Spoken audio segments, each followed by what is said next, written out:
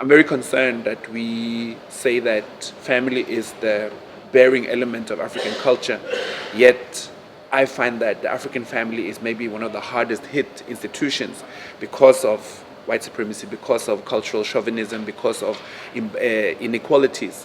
And the brunt of that burden is carried by the African family, which then appears to be dysfunctional, but it's not really dysfunctional. It's that it's fatigued under all this pressure of non-functionality. And we come from a cultural background where you always would be guided into those institutions. So when that has been taken away, or when that has become a very weak link, by default, our families become weak as well. Our contribution is to really create a consciousness around that, and also implement very practical tools that you can use as a man, as a woman, as a family, to create a stronger foundation for the African family. My name is Baba Buntu. My full name is Amani Olubanjo Buntu. I live in Johannesburg, South Africa. I am the director and founder of a company called Ebu Kusini Solutions, which is a decolonial, educational-based company where we work with Pan-African information and education for the empowerment of African families and communities.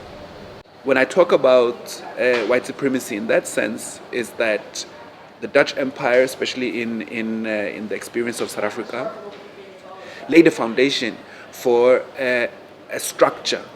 But I think it's very true that even from the onset of European presence and invasion on the African continent, there were many ways of resisting against that. So I know about Black Pete from Holland, having been here before and also having contact with the community here. Sophie Della, the women's movement that the Beekman sisters come out of, which has been there for a very long time and has helped to kind of give a foundation to, I think without them, the debate on Zwarte Piet today probably would have been different.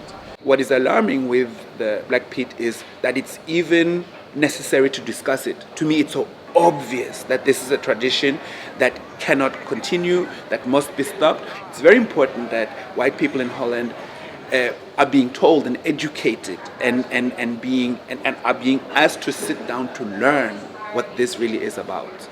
The voice now belongs to those who have been subjected to it. And that might be uncomfortable for some, but if it is, then what?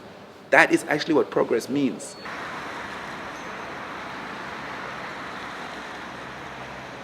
Wat heel belangrijk is, wij zijn niet de agressoren. Dat is niet alleen wat we zeggen, maar ook wat we ten alle tijde moeten laten zien. Er zullen mensen heel agressief reageren, er zullen mensen proberen ons te provoceren. Dat kunnen pro-Pieters zijn, dat kunnen ouders zijn, dat kunnen zelfs agenten zijn. Oké?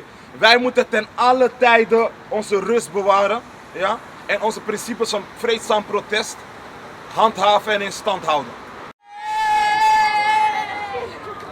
You have been playing around with stereotypes and images of people who actually live real lives and often very oppressive lives for a very long time. That has to stop. Ik denk, het gaat niet om positief aandacht. Het gaat niet om doen. There are several movements in South Africa at present as well that are standing up to colonial stereotypes, racist information. And sometimes that leads to arrest, sometimes that leads to death. What you are being taught, if you stand up, if you talk truth, if you actually want equality, like real equality, we're going to have to deal with you.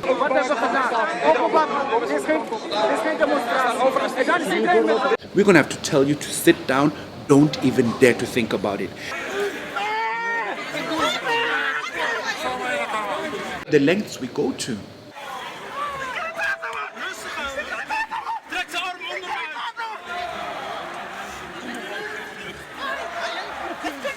Just to prove a point, just to say, yeah, I can be a good police cop for you. It is so sad. Brother Baba Buntu will be speaking on Sunday, October 11th at 3 p.m. at the Brothers Convention, a workshop for men of African descent. Doors open at 2:30.